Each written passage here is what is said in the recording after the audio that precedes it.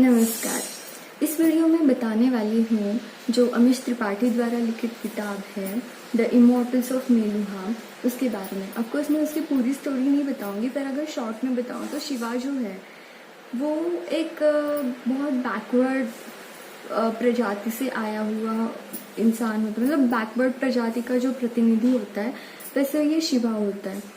और उस बैकवर्ड प्रजाति पे हमेशा मतलब जो बाकी राक्षस वगैरह होते हैं वो अटैक करते रहते हैं। वो लोग बहुत बुरी हालत में जीते रहते हैं और उनको एक ऑफर आया होता है शिवा को, जो पास में मेलुहा नाम का जो राज्य साम्राज्य होता है वो कहते हैं कि आप हमारे साम्राज्य में आ जाइए, हम आपकी पूरी मतलब देखभाल करेंगे। और हम इसका मतलब ये नहीं है कि आपके जो कस्टम्स है, आपके जो रूढ़ी परंपरा है उसके ऊपर हम कुछ मतलब ये करेंगे, आप जैसे है वैसे मतलब हमारे साम्राज्य में रह सकते हैं। तो शिवा सोचता है कि हमेशा हमारे इतने सारे सोल्जर्स, इतने सारे लोग मर रहे हैं और हम ऐसे यहाँ वहाँ भटक भटक के जी रहे हैं, तो हम जाते हैं, उनमें मर्ज हो जाते हैं।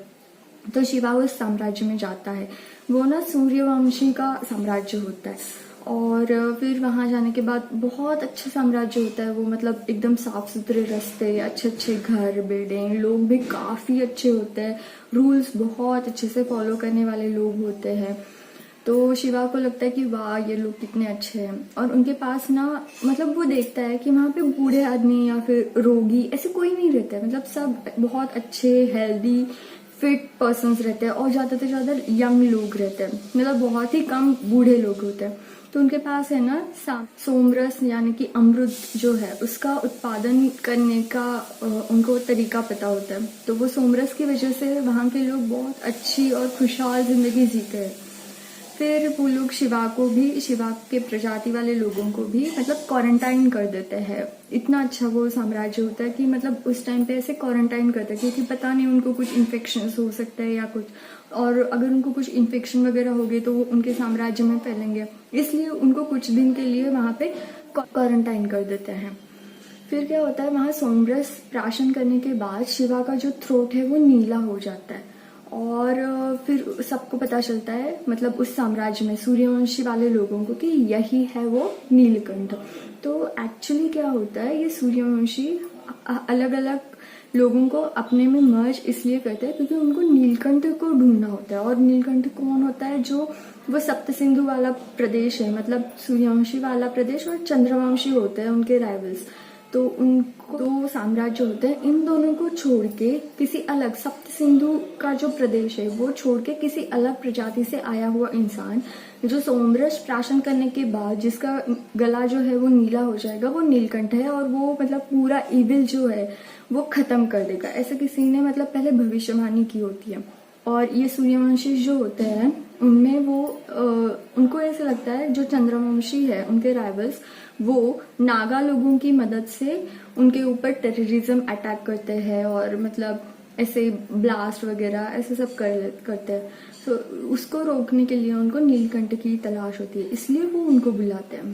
फिर शिवा वहां पे पहला लेसन उसमें से ये है, अगर आप कुछ अच्छा भी कर रहे हो, मतलब किसी के भलाई के लिए भी कर रहे हो, पर उसको आपको बताना चाहिए। उसको बिना बताए उसका भला करना या फिर उस पर कुछ लादना गलत बात है। ये वहां पे शिवा पहली बार मतलब मुझे उस बुक में पहला लेसन ये लगता है कि आप कितना भी किसी का कुछ भी अच्छा करो पर उसको पता होना चाहिए।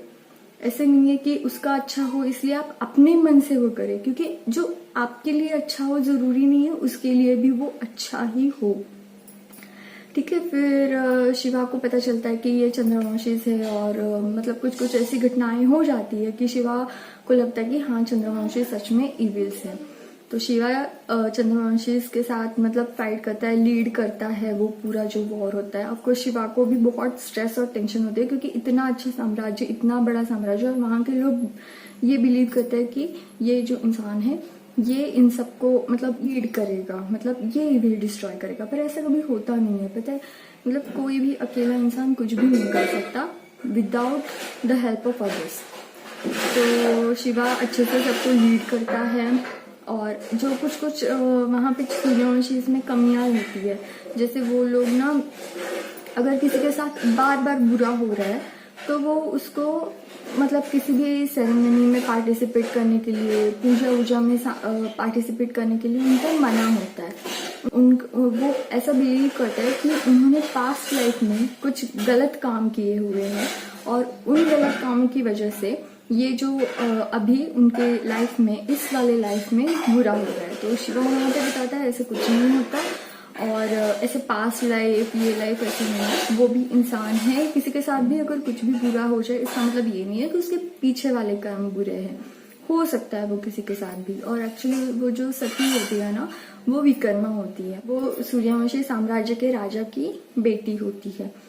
तो यहाँ पे उनके जो साम्राज्य के राजा होते हैं वो खुद ही बाद में सती का विवाह शिवा से कर देते हैं और फिर शिवा सबको यही बताता है कि कोई विकर्मा नहीं होता है। ऐसे नहीं है कि किसी के साथ गलत, मतलब अभी भी ऐसे होता है ना, जिन लोगों की शादी के बाद उनके हस्बैंड की डेथ हो गई होगी तो ऐसे लोगों को मतलब पार्टिसिपेट होने नहीं देते, ये नहीं करते, उनको विकर्मा कहते हैं, उनको कुछ जो अधिकार है वो नहीं देते हैं हमारा समाज। तो ऐसा कुछ नहीं होता है, ये शिवा ने इस बुक में बताया है। और फिर वो सूर्यवंशी के साथ लड़ाई वगैरह कर लेते हैं, जीत लेते हैं। तो सूर्यवंशी की जो बेटी होती है ना, उसके थ्रू शिवा को पता चलता है कि यहाँ के लोग अलग हैं पर बुरे नहीं हैं। So being different is not being evil. तो ये जानना सबको जरूरी है, क्योंकि हम ना एक, जैसे कृष्णमूर्ति कहते हैं, हम पूरे कंडीशनिंग सोसाइटी से आते हैं। मतलब हमारे सोसाइटी के लोग जैसा सोचते हैं, जिन उनको जैसे अच्छा लगता है, उनको जो मतलब पसंद आता है, लोग वैसे बन जाते हैं।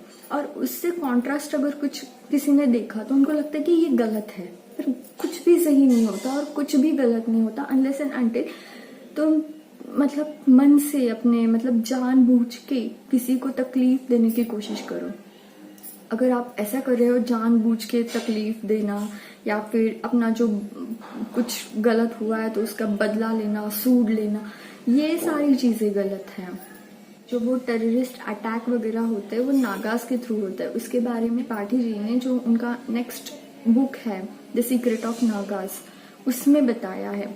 तो उसकी बात तो हम अभी नहीं करेंगे। तो इसमें से जो मुझे लगता है कि 3 बड़े लेसन है वो ये है। पहला लेसन तो ये है कि अगर आप किसी का अच्छा भी कर रहे हो तो उसके मर्जी के खिलाफ, उसके परमिशन के खिलाफ आप वो नहीं कर सकते अनलेस एंड अनटिल वो एक बच्चा है, क्योंकि बच्चे को हम इतना नहीं समझा सकते। पर किसी भी बड़े इंसान को, मतलब जो मैच्योर है, उस इंसान को पूरी जानकारी देने के बाद ही आप उसके लाइफ में कुछ चेंज कर सकते हैं, उसके बिना नहीं कर सकते। द सेकेंड इज कोई भी कर्मा नहीं होता, पास्ट कर्म फ्यूचर कर्म ऐसे नहीं होता। जब तक आप मन से किसी को मतलब जानबूझ के किसी को तकलीफ ना दो तब तक वो इविल नहीं है। और तीसरी बात ये है जो चंद्रवंशीज के पास होती है, वो है फ्रीडम। मतलब सबसे इम्पोर्टेंट क्या है? फ्रीडम। वही जो कृष्णमूर्ति भी बार बार बताते हैं, दुनिया में प्यार ज्यादा इम्पोर्टेंट नहीं है और कुछ भी इम्पोर्टेंट नहीं है।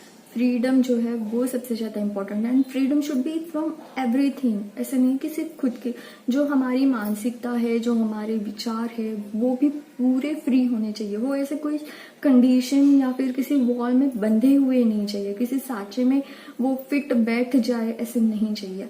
कोई अलग हो सकता है, इसका मतलब ये नहीं है कि वो गलत है।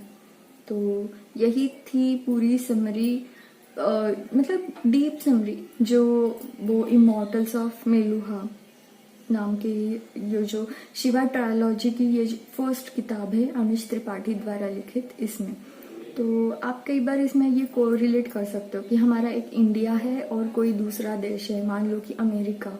तो इंडिया में लोग कैसे भी रह सकते हैं, कुछ भी करते हैं, घर छोटे होते हैं, बड़े होते हैं। अमेरिका में सब ऐसे अच्छा अच्छा होता है, सारे पॉलिश घर, पूरी साफ सफाई। यहाँ पे गंदगी होती है इंडिया में, और पर क्या है, हम लोग वो लोग अलग हैं, पर कोई भी बुरा नहीं है इसमें।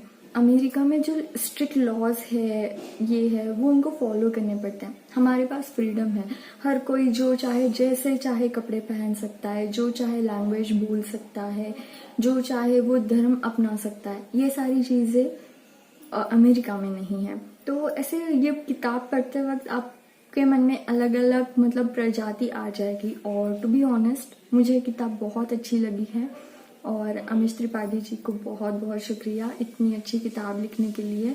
और इसमें बहुत ज़्यादा साइकोलॉजी है, आप अगर पढ़ेंगे तो मतलब बहुत ही ज़्यादा साइकोलॉजी है। और तो मतलब मैंने अभी तक पढ़ी है साइकोलॉजी, उसको रिलेट करने वाली मतलब उसका जो कोरिलेशन है ना वो 100% है।